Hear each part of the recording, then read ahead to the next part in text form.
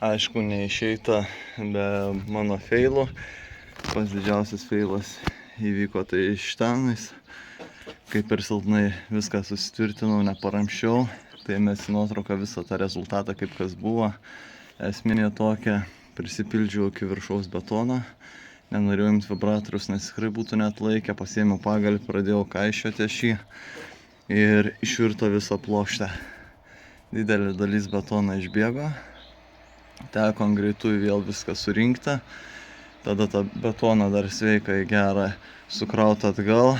Na aišku, ir dar po to vėl maišytis betoną ir antrų kartų viską užsipildyti, įsilyginti. Viskas buvo palei gulšiuką padaryta, po to viskas, kaip sakant, ant durnios. Viskas iš mano tingėjimo. Ir dabar yra pertvara visa irgi išsibetonuota. Tas galas bus užbaigtas ir reikės kibti prie šito viso galiuko. Darbo nedaug, porai dienų. Per porą dienų laisvai pasidarysiu ir pradėsim rinkti tada visą perdangą.